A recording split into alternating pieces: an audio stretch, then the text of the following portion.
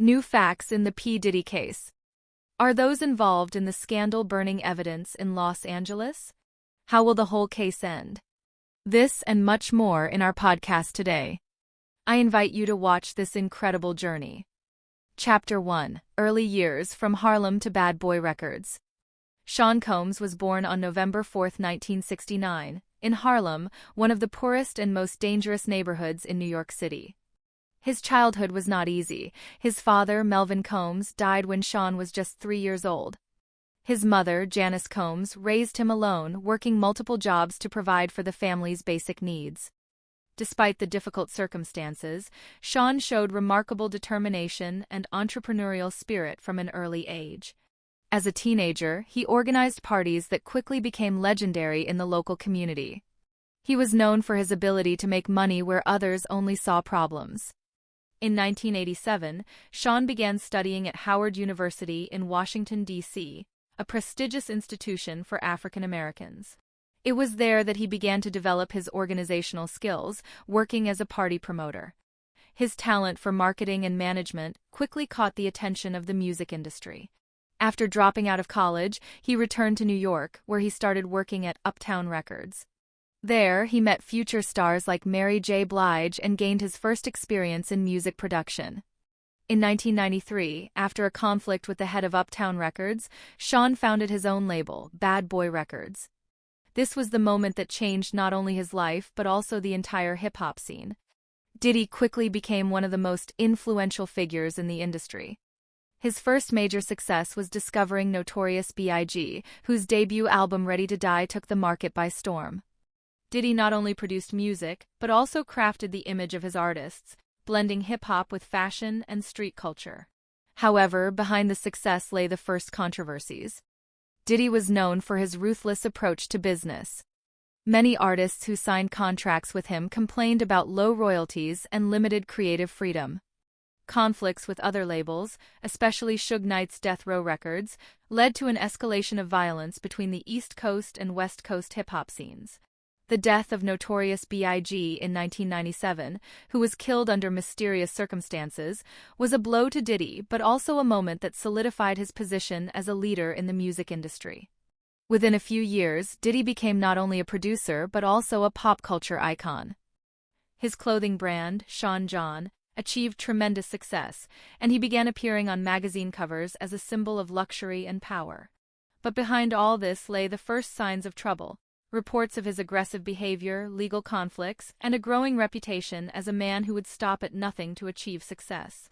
It was these early years that shaped Diddy into a man who could rise from a boy in Harlem to the king of hip-hop. But as it turned out, the price of that success was much higher than anyone could have imagined. Chapter 2: Shadows of Fame, Violence, Scandals, and the First Charges. The 1990s were a time when Sean Diddy Combs became one of the most powerful figures in the music industry. However, with success came the first serious controversies that began to cast a shadow over his image. One of the most notorious incidents was the nightclub shooting in New York City in 1999. On the night of December 27, 1999, Diddy was at Club New York with his then-girlfriend, Jennifer Lopez, and rapper Shyne. According to witness accounts, an argument broke out between Diddy and another club patron, who threw a wad of cash at him, shouting, "Take that, man."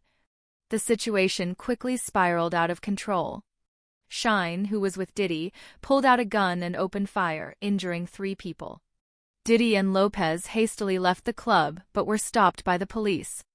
An illegal firearm was found in their car. Diddy stood trial, accused of gun possession and bribery. He allegedly tried to bribe his driver to take the blame. He was ultimately acquitted, but the case left a lasting mark on his reputation. Shyne, who took responsibility for the shooting, was sentenced to 10 years in prison. Diddy never publicly expressed remorse or admitted any wrongdoing, which many saw as a sign of arrogance. This was not the only incident that tarnished Diddy's career. Around the same time, reports began to surface about his aggressive behavior toward women and co-workers. Former employees of Bad Boy Records spoke of a toxic atmosphere in the company, where Diddy allegedly used intimidation and psychological abuse to maintain control. One former assistant claimed that Diddy regularly insulted and belittled her, while other employees were too afraid to confront him. One of the most shocking episodes involved the so-called white parties, exclusive events organized by Diddy, attended by the wealthiest and most influential people in the entertainment industry. According to some participants, unexplained incidents occurred at these parties. Several women claimed they were coerced into participating in illegal activities, and Diddy allegedly used his position to control and intimidate attendees. These reports later became part of a federal investigation that led to his arrest in 2024. In 2001, Diddy found himself at the center of another scandal, this time related to his relationships with women. His then-girlfriend, model Kim Porter, accused him of domestic violence. Porter, with whom Diddy had 3 children, claimed he was aggressive and controlling. The case was settled out of court, but reports of violence against women became a recurring theme in his public image. In the following years, Diddy tried to rebuild his reputation by engaging in charitable and business activities. However, the shadows of his past continued to haunt him. In 2015, he was sued by a former bodyguard who claimed that Diddy forced him to participate in illegal activities, including organizing prostitution at his parties. The lawsuit was dropped, but these allegations became part of a larger pattern of behavior that ultimately led to his downfall. These early controversies were just a preview of what was to come. Diddy, who spent years building his empire, had no idea that the price of his success would be much higher than he ever imagined. In the years to come, he would face far more serious charges that would forever change his life and career.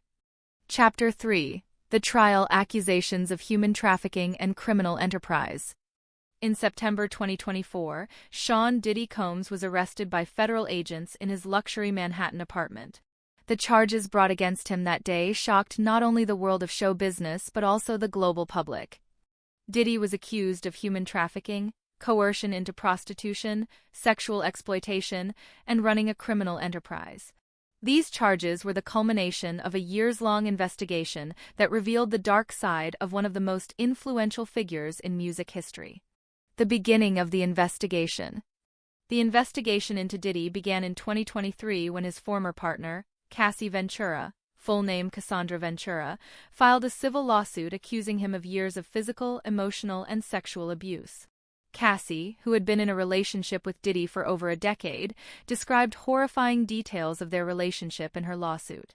She claimed that Diddy forced her to participate in sexual acts with other men, controlled every aspect of her life, and even threatened her with death when she tried to leave. Although the case was quickly settled out of court, Diddy paid Cassie an undisclosed sum. Her testimony became the spark that ignited a firestorm. Within months, more women came forward, claiming to be victims of Diddy.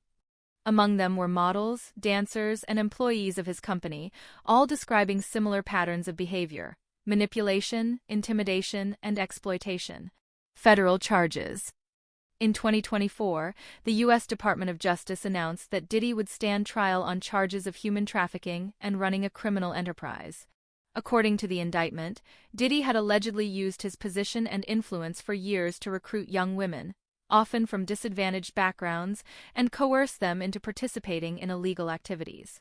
Investigators claimed that Diddy organized so-called white parties, exclusive events where human trafficking and coercion into prostitution allegedly took place. According to witness testimonies, women were lured to these parties under the guise of opportunities in the music or modeling industries, only to be forced into sexual acts with powerful individuals. Diddy was said to have personally overseen these practices, using his network of contacts and intimidating victims into silence. Among the accusers was former Donity Kane member Dee Woods, who claimed that Diddy forced her to participate in illegal activities in exchange for career advancement. Another woman, Talia Graves, described how she was raped by Diddy at one of these parties and then threatened into silence. The media trial. Diddy's trial, set to begin in May 2025, has become one of the most high-profile legal events in showbiz history. Media outlets worldwide are covering every detail of the case, and public opinion is divided. Some believe in Diddy's innocence, claiming he is the victim of a media witch hunt. Others believe his downfall is inevitable. Diddy denies all charges, and his lawyers argue that he is the victim of a conspiracy. Sean Combs is a man who built his career through decades of hard work. These charges are an attempt to destroy his legacy, said one of his attorneys during a press conference. However, the evidence gathered by prosecutors is hard to ignore. It includes recordings from parties where Diddy allegedly oversaw illegal activities, as well as testimonies from dozens of witnesses, including former employees and associates. The fall of an empire. Diddy's arrest had an immediate impact on his business empire. Clothing brands he collaborated with quickly terminated their contracts, and his music label, Bad Boy Records, was placed into liquidation. Fans around the world are shocked, and many are questioning how they could have overlooked the dark side of their idol for so long. Diddy, who for decades was a symbol of success and luxury, now spends his days in custody awaiting trial. His attempts to secure bail have been denied, and he is said to have suffered a mental breakdown. Reports indicate that he has lost weight and appears exhausted, as confirmed by accounts from the courtroom. Reflection on the culture. Diddy's trial is not just the story of one man, but also a reflection on hip-hop culture and the music industry, which for years tolerated violence and exploitation. Many artists who worked with Diddy are now speaking openly about the toxic atmosphere at Bad Boy Records. Is the music industry ready to confront these issues? For many victims, Diddy's trial is a chance for justice. For others, it is a warning that even the most powerful are not untouchable. How will this story end? That remains to be seen. But one thing is certain, the world will never look at Diddy the same way again. Chapter 4: Hip-Hop Culture and the Problem of Violence. The trial of Sean Diddy Combs is not just the story of one man, but also a deeper reflection on hip-hop culture, which for decades has glorified violence, power, and wealth. Diddy, as one of the most influential figures in the genre's history, has become a symbol of both its successes and its dark sides. His downfall forces us to ask, how did hip-hop, which began as a voice for marginalized communities, become a breeding ground for abuse and violence? Hip-hop as the voice of the streets. Hip-hop emerged in the 1970s in New York City as a form of expression for African American and Latino communities struggling with poverty, violence, and systemic racism. This music became a platform to talk about the hardships of life in the ghettos, but also to celebrate street culture. Artists like Grandmaster Flash, Run DMC, and Public Enemy used hip-hop to speak about social inequalities and fight for justice. However, in the 1990s, as the genre became commercialized, hip-hop began to change. Record labels, including Diddy's Bad Boy Records, promoted the image of the hard man, someone who achieved wealth and power, often at the expense of others. Violence, both in lyrics and in the lives of artists, became part of the culture. Diddy, as one of the most powerful figures in the industry, was both a creator and a beneficiary of this system. The culture of toxic masculinity. One of hip-hop's biggest problems is the culture of toxic masculinity, which promotes dominance, aggression, and control over others. Diddy, as an icon of the genre, perpetuated this image for years. His lyrics, which often boasted about wealth and power, as well as his behavior in his private life, reflected this culture. Many artists who worked with Diddy now openly speak about the toxic atmosphere at Bad Boy Records. Former employees claim that Diddy used psychological and physical violence to control his subordinates. Women who worked with him tell stories of sexism and harassment that were commonplace. Victims of the system. Diddy's trial has revealed that many young women who dreamed of careers in the music industry became victims of a system that tolerated violence and exploitation. Cassie Ventura, Dee Woods, Talia Graves, these are just some of the women who have dared to tell their stories. Their testimonies show that hip-hop, which should be a voice for the marginalized, has become a tool of oppression for many. Many hip-hop artists now admit that the culture they promoted has a dark side. For years, we looked the other way when things happened that shouldn't have, said one rapper in an interview, who chose to remain anonymous. It's time to change that. Is change possible? Diddy's trial is an opportunity for reflection and change. Many artists and producers are beginning to talk about the need for greater accountability in the music industry. Nonprofit organizations like #TimesUp and #MeToo, which fight against sexual violence, are also starting to make their mark in the world of hip-hop.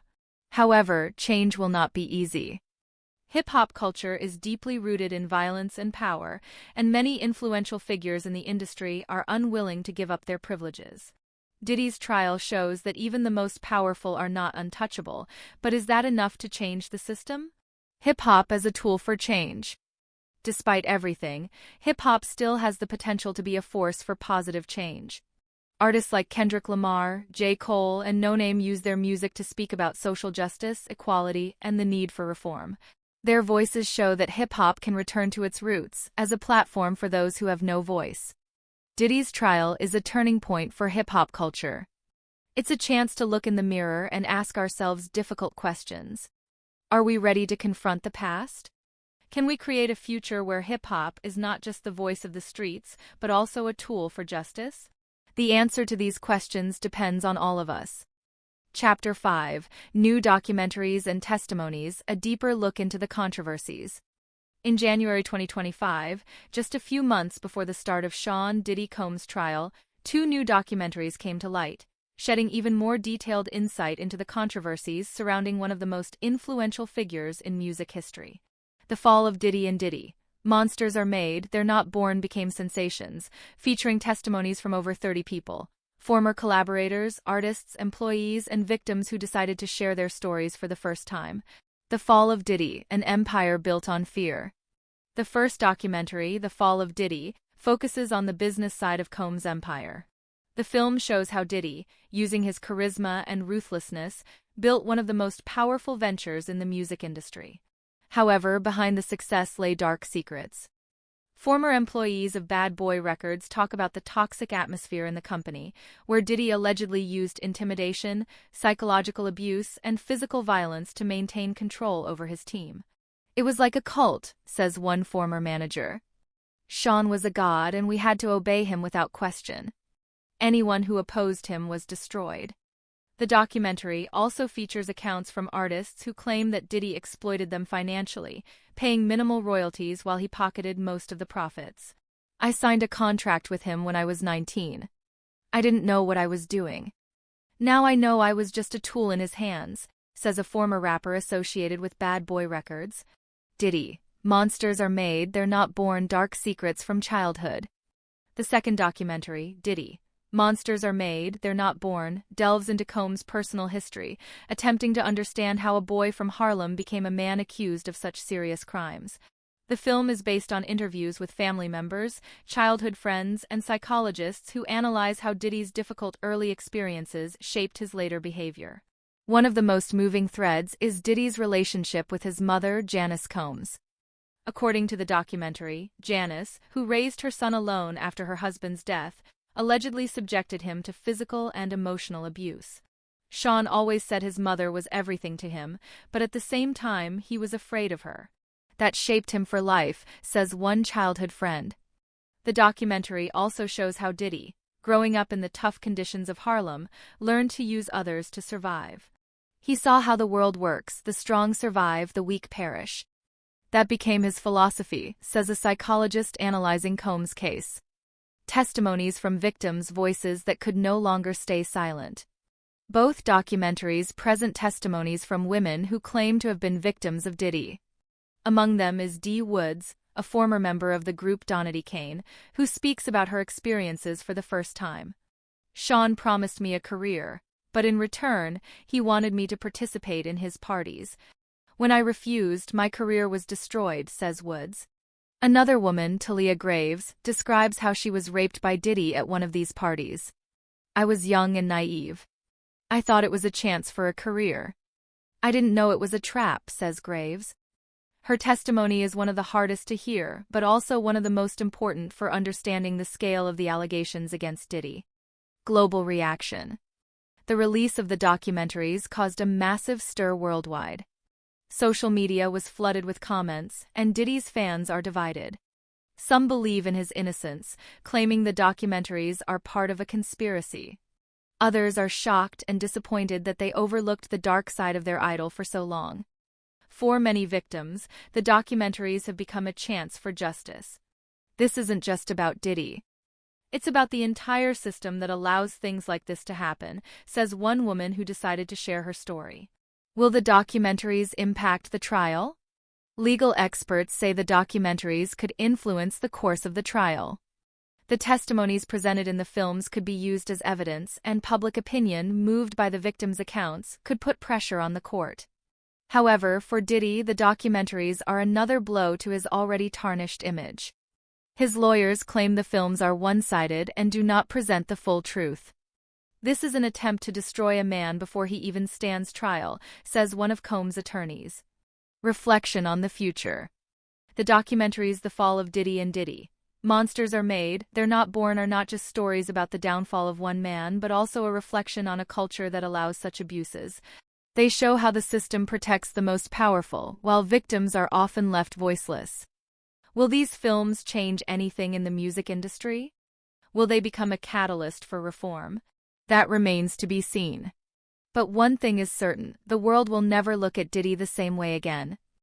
In the context of the allegations against Sean Diddy Combs, there is no direct evidence or public information suggesting that he attempted to set Los Angeles on fire to cover up evidence in his case. The current charges against him focus on crimes like sex trafficking, extortion, violence, and other serious accusations, but there are no mentions of arson as a method of evidence tampering. It's worth noting that acts like setting a city on fire would be extremely rare and extreme, requiring vast resources and coordination, making them highly unlikely in the context of covering up personal crimes. Moreover, such actions would immediately be investigated by numerous government agencies and emergency services, effectively revealing any attempts at manipulation. In summary, based on available information, there is no basis to claim that Diddy tried to burn down Los Angeles to cover up evidence. Any speculation on this matter is unfounded without specific evidence or charges. Chapter 6: Prison and the Fight for Freedom. Life Behind Bars. Since September 2024, Sean Diddy Combs has been in custody, awaiting a trial set to begin in May 2025. His life, which for decades symbolized luxury, power, and success, now unfolds behind bars. This is an entirely new reality for a man accustomed to living in the spotlight and on his own terms. The arrest and first days behind bars. Diddy's arrest was dramatic. Federal agents entered his luxury Manhattan apartment early in the morning to avoid media attention. Despite this, the scenes of his arrest were captured by paparazzi and quickly spread across global media. Diddy, who usually appeared in photos wearing expensive suits and a smile, was this time photographed in handcuffs, his face showing shock and fear. The first days in custody were a shock for Diddy. Accustomed to luxury and comfort, he suddenly found himself in a cell, sharing space with other inmates. According to witnesses, Diddy initially behaved arrogantly, demanding special treatment. However, he quickly realized that his status and wealth meant nothing in prison. Conditions in custody. Diddy is being held at the Metropolitan Detention Center, MDC, in Brooklyn, one of the strictest correctional facilities in the United States. The conditions there are far from the standards he was used to. Cramped cells, lack of privacy, and limited access to phones and the internet are now his daily reality. Reports indicate that Diddy initially struggled to adapt to the new conditions. He lost weight, and his appearance suggested immense stress and exhaustion. He didn't look like the same man, said one prison employee who chose to remain anonymous. He was depressed and withdrawn. The fight for bail. Diddy's legal team has repeatedly tried to secure his release on bail, arguing that he poses no threat to society and has the right to defend himself as a free man. However, the court has consistently denied these requests, stating that Diddy, with his vast financial resources and influence, could attempt to flee or influence witnesses. This is unfair, said one of Diddy's attorneys during a press conference. Sean Combs is innocent until proven guilty. He should have the right to defend himself as a free man. However, many believe the court's decision was justified. Diddy used his power and money for years to avoid accountability. Now it's time for him to face justice, said one of the accusers. Daily life in custody. Diddy spends most of his time in his cell, reading books and writing letters to his family and friends.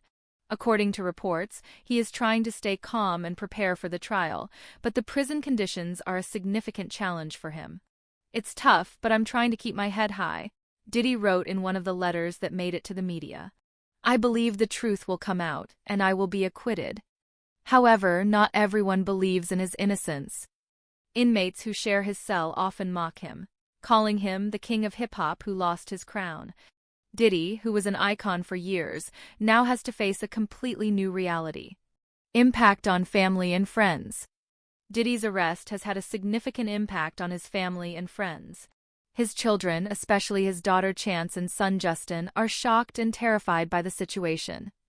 "This is a difficult time for our family," said Diddy's mother, Janice Combs, in a statement. "We ask for privacy and pray for justice." Many of Diddy's friends, including influential figures in the music industry, have distanced themselves from him, fearing the negative impact on their own careers. However, some, like producer Rodney Darkchild Jerkins, have publicly expressed support for Diddy, stating that he is innocent until proven guilty. Preparing for the trial. Diddy's legal team is working intensively on their defense strategy. They plan to challenge the credibility of witnesses, claiming that many of the testimonies are motivated by a desire for profit or revenge. "This is not a fair trial," said one of the attorneys. Sean Combs is the victim of a media witch hunt. However, the prosecution has strong evidence, including testimonies from dozens of witnesses, recordings from parties, and financial documents that allegedly support the charges. Legal experts say this will be one of the most challenging trials of Diddy's career. Reflection on the future. For Diddy, life behind bars is a completely new experience. A man who was a symbol of success for decades now faces the possibility of spending the rest of his life in prison. "It's humiliating," said one of his friends. "Sean was always the king. Now he has to fight for survival." Will Diddy walk free? Will he be sentenced to long-term imprisonment? That remains to be seen. But one thing is certain, his life will never be the same again. Chapter 7. Diddy's future. Will his empire survive? The trial of Sean Diddy Combs is not just a fight for freedom, but also a battle for the survival of his empire. For decades, Diddy built his brand, becoming one of the most influential figures in the music, fashion, and entertainment industries.